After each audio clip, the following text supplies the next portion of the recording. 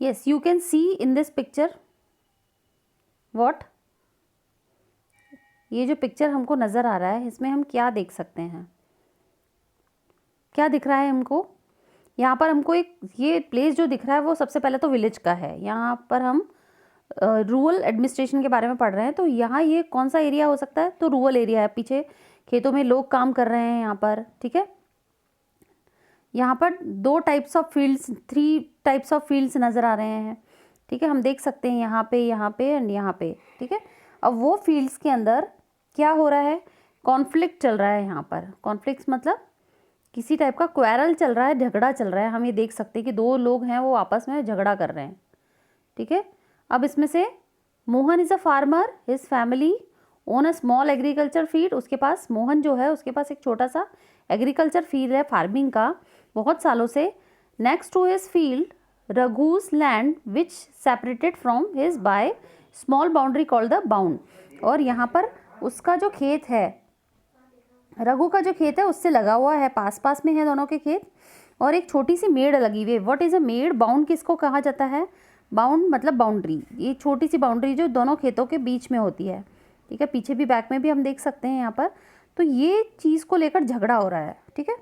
अब यहाँ पर एक सुबह मोहन जो है वो यहाँ पर देखता है, Mohan, this one is Mohan, और यहाँ पर वो देखता है जो रघु है उसने क्या किया है, यहाँ पर बाउंड्री बहुत आगे उसके खेत तक बढ़ा दी है, ठीक है। अब उसने क्या करा है कि अगली सुबह वो जब आकर देखता है तो वो देखता है कि उसने जो मेड़ जो है यहाँ पर, बाउंड्री जो होती है खेत की, वो उसने उसके खेत से कुछ दूरी पर यहाँ तक पहुँचा दी है उसने, ठीक है। तो इस चीज़ को लेकर दोनों में एक तरीके से झगड़ा होता रहता है ज़मीन के लिए, और उसने अपना खेत बड़ा कर लिया है। अब मोहन को बहुत गुस्सा आता है, मगर वो थोड़ा डरा हुआ होता है क्योंकि मोहन बहुत ज़्यादा मतलब सेंसिटिव पर्सन होता है। तो रघु का जो परिवार है उसके पास बहुत ज़मीन थी। इसके अलावा उसका जो ताऊ है रघु का, रघु दादागिरी क्यों कर रहा है यहाँ पर? रघु बहुत ज़्यादा मतलब कह सकते हैं कि एक विलन टाइप का पर्सन है। उसके क्यों इतनी वो दादागिरी करता है? Because his uncle is sarpanch. उसके अंकल क्या होते हैं? विलेज के सरपंच होते हैं, इसलिए वो अपना पावर दिखाता है, ठीक है। इसके बाद में फिर मोहन ने हिम्मत जुटाई और उसके बाद में वो रघु के घर गया और उन्होंने बहुत, और फिर से और लड़ाई हुई। रघु ने मानने से इनकार कर दिया कि उसने ये बाउंड्री आगे बढ़ाई है। कुछ देर में बहुत बड़ा झगड़ा शुरू हो जाता है। रघु हाउस पे जाता है और बहुत देर से वो मतलब वो झगड़ा ज़्यादा बड़ा हो जाता है। अ हीटेड आर्ग्यूमेंट फॉलोड। और क्या होता है, दोनों में इतनी लड़ाई होती है कि दोनों में इतनी कहासुनी होती है कि झगड़ा बहुत ज़्यादा बढ़ जाता है, हीट करने लग जाते हैं एक दूसरे को। Raghu refuse to accept he had moved the bound, कि उसने ही called his helpers, they begin shout the Mohan and beating him. और वो क्या करते हैं, दोनों मिलकर, मतलब दोनों तो चिल्लाते ही हैं। मजदूर को भी उन्होंने बुला लिया, रघु ने अपने जो उसके जो दूसरे फ्रेंड्स होंगे उनको भी उन्होंने बुला लिया। दोनों मिलकर वो रघु के मोहन के ऊपर चिल्ला रहे थे और उन्होंने मोहन को बीटिंग करना स्टार्ट कर दिया। अब इतना शाउटिंग सुनकर at Mohan and the beating up and neighbours heard the common and rust. और धीरे धीरे वहाँ पर बहुत भीड़ आ गई गाँव की, ठीक है। और मोहन की उस वक्त तक भी पिटाई हो रही थी। कुछ लोगों ने मिलकर मोहन को बचाया। मोहन के सिर पर बहुत सारी चोट आ गई इसकी वजह से, ठीक है, बहुत ज़्यादा हर्ट हो गया वो। और एक पड़ोसी ने मिलकर उसको क्या किया, उसको मतलब उसके हेड पे जब चोट आ गई, he has giving first aid, उसने पड़ोसी ने उसको फर्स्ट एड दिया। थोड़ा सा उसको ब्लड वगैरह आ गया था तो उसको मतलब फर्स्ट एड देके उसको ठीक किया। अब कुछ लोगों का ये मानना था कि हमको कहाँ जाना चाहिए, पुलिस स्टेशन जाना चाहिए। सजेस्ट किया कि लोकल पुलिस स्टेशन में हमको जाकर रिपोर्ट फाइल करनी चाहिए, क्योंकि उन्होंने क्या किया कि रघु ने मोहन को बहुत बिटन अप किया है, उसको मारा है। तो other were doubtful was good idea because felt they would waste of lot of money. कुछ लोगों का ये मानना था कि हमको पड़ोस के गांव में जाना चाहिए और हमको गांव के उसको बोलना चाहिए पुलिस स्टेशन में जाकर, गांव की चौकी पर। बट कुछ लोगों का मानना ये था कि अगर हम वहाँ जाएंगे तो क्या होगा, हमको हमारे पैसे वेस्ट हो जाएंगे अगर हम जाएंगे तो। Nothing would came out it, some people said the family, Raghu's family would have already connected the police station. और कुछ लोगों का ये मानना था कि रघु की फैमिली वैसे भी, अब रघु के जो चाचा हैं वो वैसे भी सरपंच थे, तो पुलिस स्टेशन के लोगों से वैसे भी उनकी जान पहचान होगी, इसलिए कोई भी हिम्मत नहीं कर पा रहा था। सब लोग अलग अलग टाइप ऑफ सजेशन उनको दिए जा रहे थे। After much decision it was decided Mohan would go to the police station. उन्होंने ये सोचा कि अब हमको पुलिस स्टेशन चढ़ना चाहिए। वो अपने कुछ नेबर्स के साथ में कहाँ गया, पुलिस स्टेशन गया। ठीक है, कुछ लोगों को लेकर वो वहाँ पर गया। पहले पुलिस थाने पहुँच चुके होंगे, फिर विचार बहुत सोचने समझने के बाद में ये तय हुआ कि ये सारी जो घटना हुई थी, ये सारा जो इंसिडेंट हुआ था वो किसके सामने हुआ था, लोगों के सामने हुआ था। अब मोहन उन लोगों को लेकर कहाँ चला जाता है, थाने में चला जाता है। ठीक है ना, इस इंसिडेंट के बाद में area of the police station. और now next topic is area of the police station. अब वो कहाँ जाते हैं, एरिया का जो उनका पुलिस स्टेशन होता है वहाँ पर जाते हैं। On the way the police station one the neighbour asked. अब उनका जो वो है,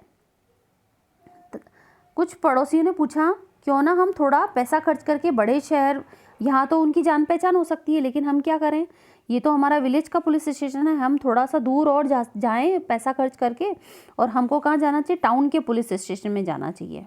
ठीक है, main police station in the town, हमको मेन पुलिस स्टेशन में जाना चाहिए। मुख्य पुलिस स्टेशन है जो हमारे गांव से बड़ा है, वहाँ पर जाकर हमको रिपोर्ट लिखवानी चाहिए। It is not a question of money, ये पैसे का सवाल नहीं था, पैसे का नहीं सवाल है। Can register the case only in this police station because our village come in the area. पहले मोहन ने एक्सप्लेन किया कि पहले हमको कहाँ करवानी पड़ेगी, पहले हमको यहाँ नेबर के एरिया में हमको रिपोर्ट लिखवानी पड़ेगी, उसके बाद ही यहाँ से अगर किसी भी टाइप का कोई यहाँ पर एक्शन नहीं लेते हैं तो हम वापस फिर टाउन के पुलिस स्टेशन में जा सकते हैं। बट पहले प्राइमरी लेवल पे हमको क्या करना है, पहले हमको ये करना है कि हमारे जो नियरेस्ट पुलिस स्टेशन होता है पहले हमको वहाँ रिपोर्ट करनी होती है। ठीक है, every police station has an area, it is important to all कि पुलिस स्टेशन के अंदर क्या क्या होता है, कैसे। तो हर एक पुलिस स्टेशन का एक अलग अलग एरिया होता है, वो हर एक अलग अलग के कंट्रोल में होता है पुलिस स्टेशन का जो एरिया होता है। All person in the that area can report cases, inform the police about any theft. अगर हमारे एरिया में रिलेटेड जगह पे कोई अगर कुछ ऐसा हुआ है तो क्या काम होता है उनका, कि उनको क्या करना पड़ता है, उनको उस थेफ्ट के बारे में वहाँ पर उनको जानकारी देनी पड़ती है।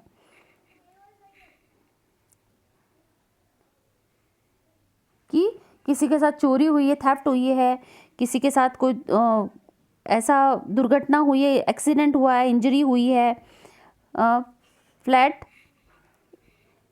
Eight this responsibility the police of the station to inquire. और फिर वो पुलिस जाकर वहाँ पर इंक्वायरी करती है, जिस एरिया के अंदर ये चीज़ इंसिडेंट हुई है वो वहाँ पर इंक्वायरी करते हैं। यस, व्हाट इज़ पुलिस, मतलब वर्क ऑफ पुलिस, कि पुलिस का एरिया में जहाँ पे आता है उसके कंट्रोल में होता है, और वहीं पर हमको रिपोर्ट करनी पड़ती है किसी भी टाइप का, भले चोरी हो, एक्सीडेंट हो, किसी ने मारा हो या फाइट हुई हो, है ना, इससे रिलेटेड जितनी भी होता है तो ये रिस्पॉन्सिबिलिटी पुलिस की होती है इंक्वायरी करने की। जब हम रिपोर्ट लिखवा देते हैं उसके जस्ट बाद में वो फिर इन्वेस्टिगेट करती है जहाँ पर भी, और take action on the cases within its area. जो भी जिस पुलिस स्टेशन का भी एरिया जिस एरिया के अंडर आता है वहाँ जाके हमको ये सारी करना, जो चीज़ें हैं ये मेथड अपनाना पड़ता है। उसके बाद में वो इन्वेस्टिगेट करते हैं। जब वहाँ पे अगर कुछ भी नहीं होता है तो हम फिर आगे नेक्स्ट पुलिस स्टेशन के वहाँ पर जा सकते हैं। The work of police station, अब पुलिस स्टेशन का क्या वर्क होता है। When they reach the police station Mohan went the person in charge. Mohan कहाँ जाता है, पुलिस स्टेशन जाता है। वहाँ पुलिस स्टेशन का जो इंचार्ज होता है, who is the incharge of police station, police house officer, मतलब SHO जो होता है वो इंचार्ज होता है। And told him what had happen, और उसको वो कहते हैं कि क्या आखिर उनके साथ क्या हुआ है. He also said the wanted to give the complaint in writing, और वो उसको कहता है कि आपको राइटिंग में कंप्लेंट फाइल करवानी पड़ेगी. The SHO rudely brushed him aside, saying that he couldn't bothered the waste his time.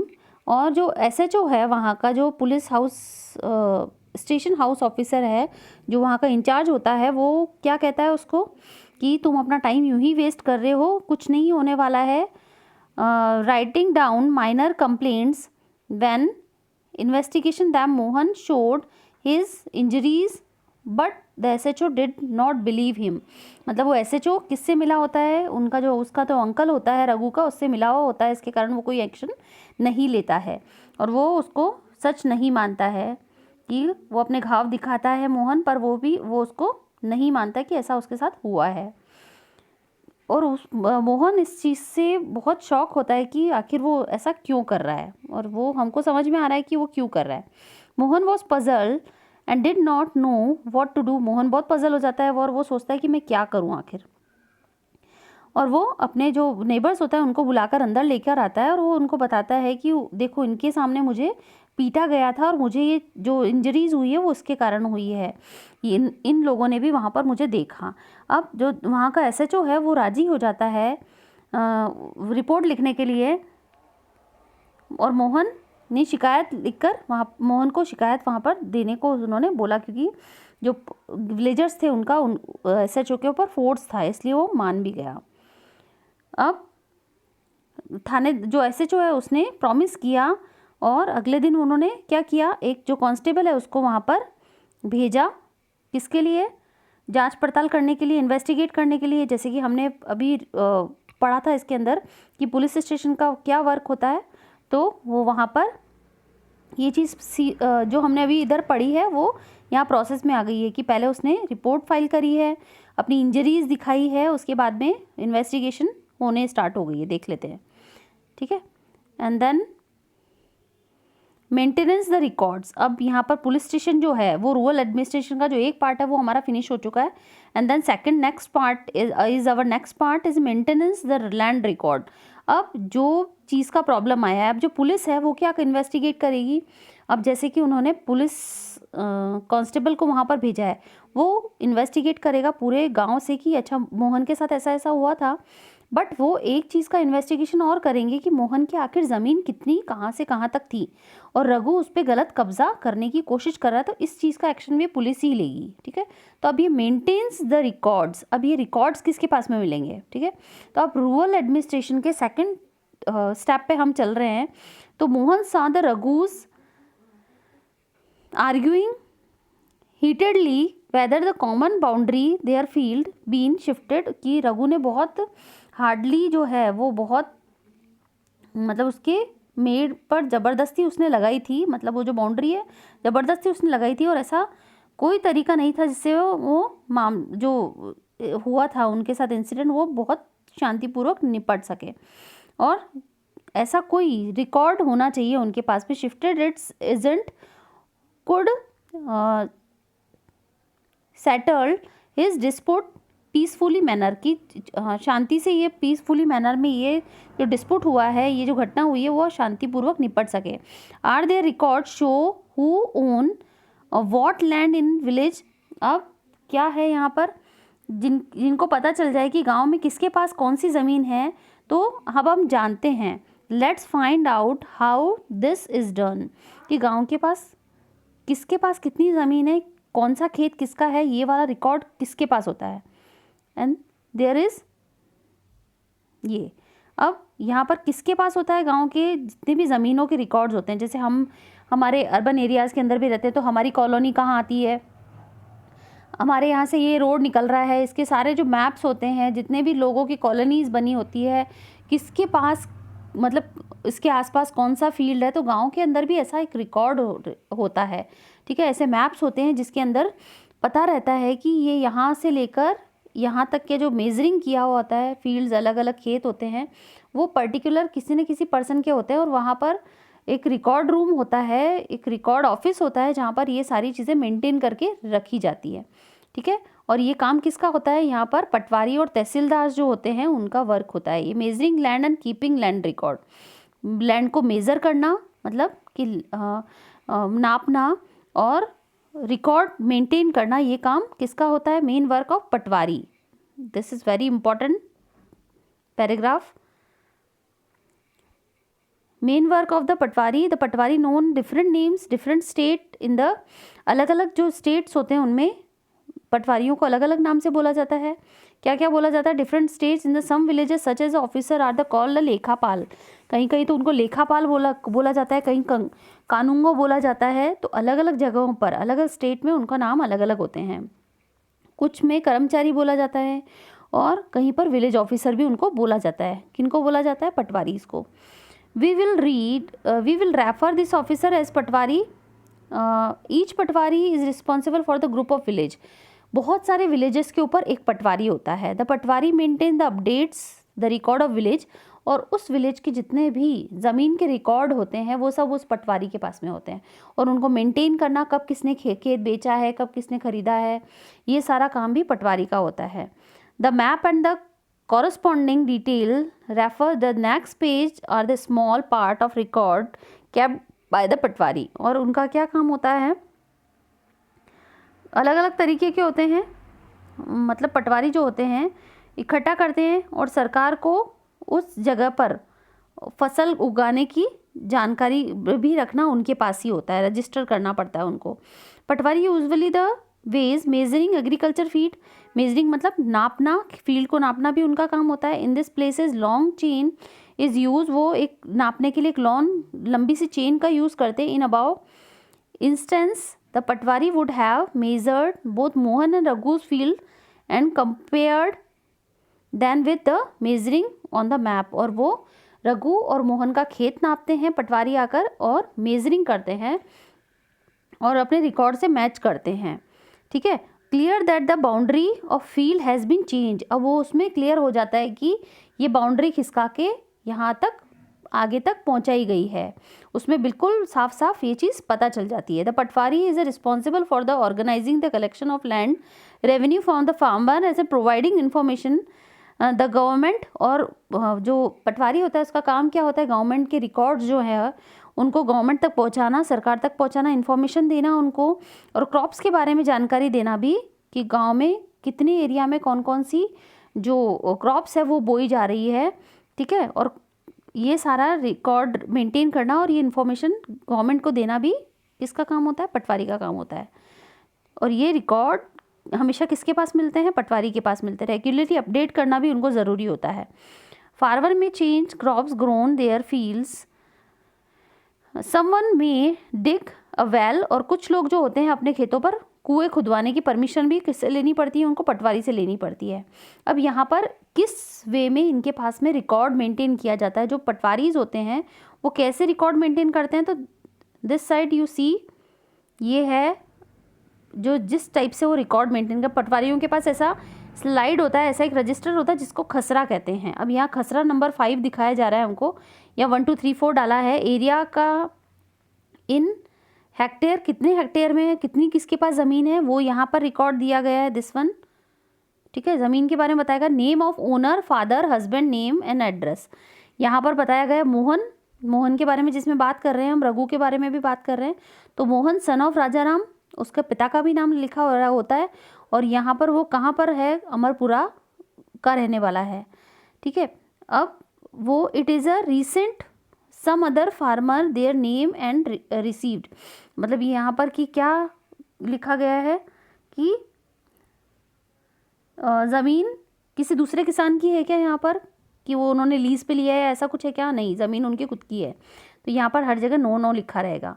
Crop grown, कौन कौन सा क्रॉप उन्होंने बोया है वो भी रिकॉर्ड भी यहाँ पर रखना ज़रूरी। सोयाबीन मोहन ने बोया है, और सोयाबीन और वीट इन्होंने रघु ने बोया है। अब यहाँ पर एरिया आ गया है 0.75, इतना सा एरिया हेक्टर में, इतनी ज़मीन इसके पास में है, 2.75 हेक्टर इसके पास में है, ठीक है। अब यहाँ पर आया है नेक्स्ट इज़ कुछ और फसलें उसने बोई है क्या क्रॉप के लिए कुछ और है और दूसरी फसलों के लिए उसने इतना एरिया ले रखा है। एरिया कल्टीवेटेड फैलो कुछ दूसरी ज़मीन भी उसके पास में है, तो रघु के पास ज़्यादा ज़मीन है इसलिए उसने कुछ एरिया यहाँ पर छोड़ रखा है। ठीक है, तो ये ऐसा ही रिकॉर्ड वहाँ पर रिकॉर्ड रूम में उनके पास पटवारी इसके पास में होता है, जिससे सबका पता चल जाता है कि इतनी इतनी ज़मीन इनके पास में है।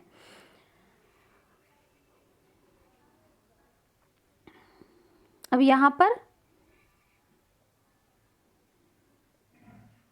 कुछ एरिया के अंदर जैसे कि कोई भी अगर मैप होता है उसमें कैसे पता चलता है, जैसे यहाँ पर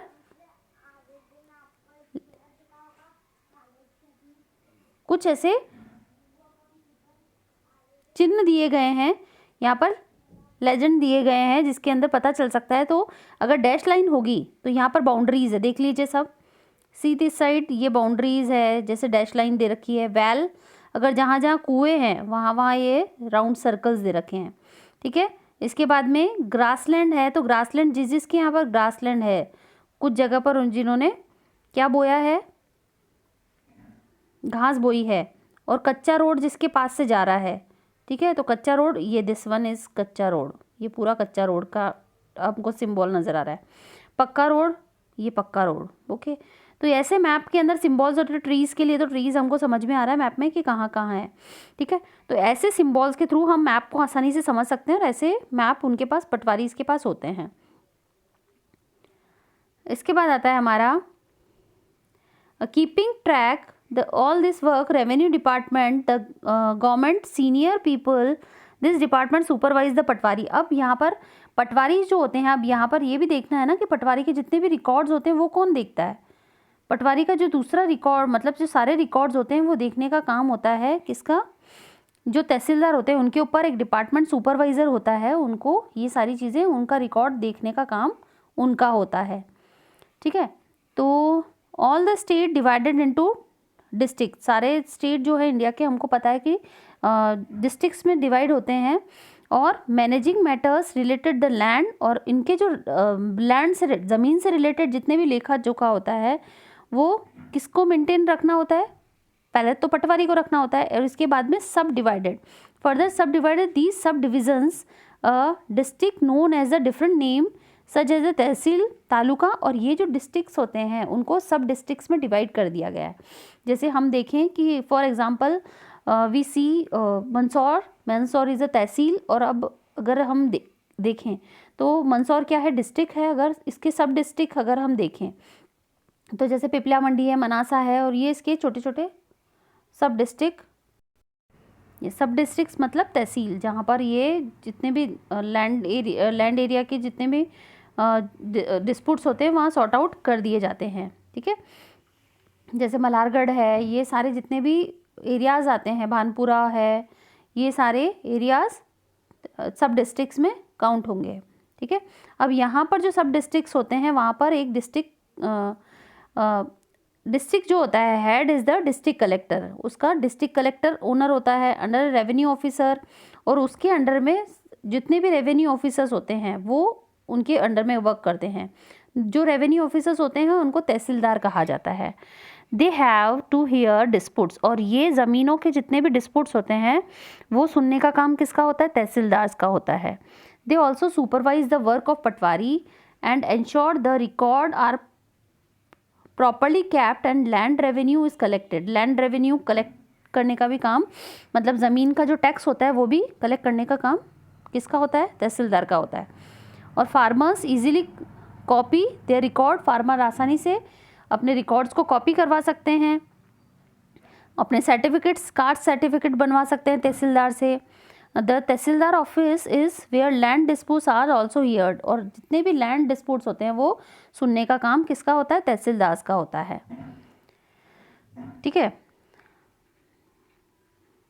अब यहाँ पर डॉटर क्या विश कर रही है, एक छोटी सी वो है यहाँ पर एक कविता, एक डॉटर की क्या विश है, एक डॉटर की क्या चाहत है। विरासत में मिला यह घर पापा अपने पिता से, यही घर मिलेगा मेरे भैया को मेरे पिता से, पर मैं मेरी माँ हमारा क्या, मतलब यहाँ पर है father inherited our house from his father. जो पिता होता है, पिता का जो घर होता है विरासत में किसको मिलता है? पिता से बेटे को मिलता है, भैया को मिलेगा उसके, ठीक है। पर मेरा और मेरी माँ का क्या, ठीक है। But want about me and my mother, मेरा और मेरे पिता का क्या होगा, मतलब मेरी माँ का क्या होगा। To expect a share in my father home, और बता दिया मुझे पिता के घर में हिस्से की बात औरतें नहीं किया करती। Is not very warmly I am told, but I really want to a place of my own, not dowry of silk and gold. मतलब ये किसने लिखी है? ये source reflections on family, my family. Anjali एक कविता लिखने वाली अंजलि मेंटेरियो है जो मुंबई से है, उन्होंने ये जो पोयम है ये लिखी है कि विरासत में मिला ये घर पापा को अपने पिता से, यही मिलेगा मेरे भाई को मेरे पिता से, पर मैं और मेरी माँ हमारा क्या। बता दिया मुझे पिता के घर में हिस्से की बात औरतें नहीं करती, लेकिन मुझे चाहिए एक घर अपना, बिल्कुल मेरा अपना होना चाहिए, दहेज में रेशम और सोना। मतलब कि मुझे दहेज में जो मेरे को डॉरी जो है दहेज है वो उसमें रेशम और सोना नहीं चाहिए। मुझे क्या चाहिए? मुझे अपने पिता के घर में एक छोटा सा कोना चाहिए जिसको मैं अपना कह सकूं, जैसे भाई कहता है, ठीक है।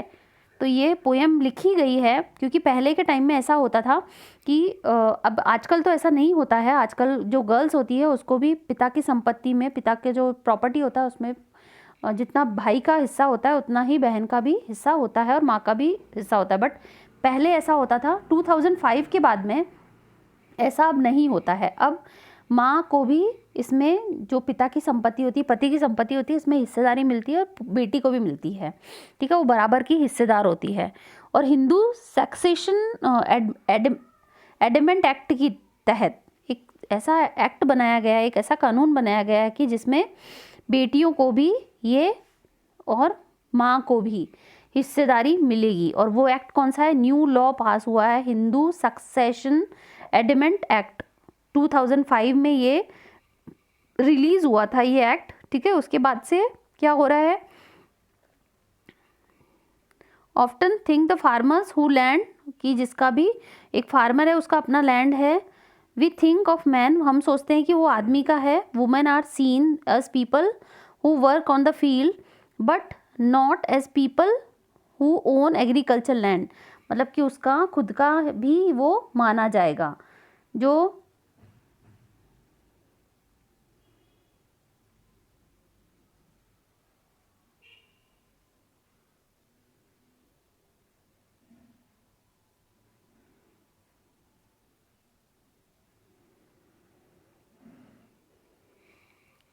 आमतौर पर क्या होता है कि अगर किसी का लैंड होता है तो उसकी पत्नी भी उसके साथ साथ वर्क करवाती है खेतों के अंदर, लेकिन वो खेत किसका माना जाता है?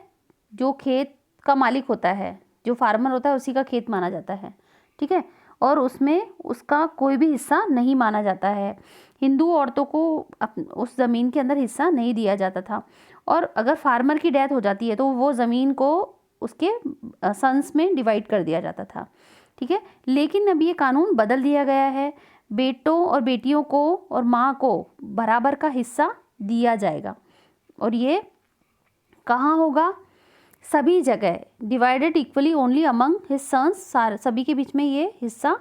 और रिसेंटली ये लॉ चेंज हुआ है, new law, son daughter there mother. Hindu families के अंदर ये अब ये ऐसा होना कानूनी तौर पर मतलब पूरी तरह से ये माना जाएगा कि कानूनी तौर पर ये ऐसा होना भी चाहिए। टेरिटरी ऑफ द कंट्री, पूरे यूनियन टेरिटरी, हमारे पूरे भारत में ये चीज़ लागू हो चुकी है लॉ, ठीक है, इसके अंडर में। अब यहाँ पर सुधा है, एक स्टोरी है, एक इंसिडेंट है यहाँ पर। For example, Sudha his eldest daughter for agriculture family, वो एग्रीकल्चर फैमिली को बिलोंग करती है। She married in leaves in a neighbouring, उसका जो शादी है वो पास के गाँव में कर दिया जाता है। आफ्टर हर फादर्स डेथ, उसके पिता के मृत्यु के बाद में Sudha often comes to help her mother, वो अपने माँ की हेल्प करने के लिए फार्मिंग में यहाँ पर आती थी। Her mother she asked the patwari to transfer the land and enter his name along with the name of all the children in the his record. अब उनकी माँ ने क्या किया कि अपनी बेटी के नाम पर और अपने बेटों के नाम पर, सबके नाम पर वो ज़मीन उन्होंने लिखवा दी थी, और अपने साथ साथ अपने बच्चों के नाम भी उन्होंने ऐड करवा दिया था अपनी बेटी के नाम। Sudha's mother confidently organise her farming with the help of the younger brother sister. Similarly, Sudha is lives with a ensure that she ever is a problem she can always depend upon her share of the land. कि अब उन्होंने क्या किया है कि हमेशा सुधा जो है अब बहुत अच्छे से, क्योंकि अब उसको पता है कि उसका भी उसके घर में उसके पिता के जो है उसमें उस फील्ड के अंदर उसका भी हिस्सा है, तो अब वो पूरी तरह से निश्चिंत हो चुकी है कि ज़रूरत पड़ने पर वो अपनी लाइफ के अंदर इस ज़मीन के टुकड़े से अपना काम चला सकती है। ठीक है, अब नेक्स्ट इज कुछ और अदर सर्विसेज होती है जिसको मैं ऐसे ही एक्सप्लेन कर देती हूँ।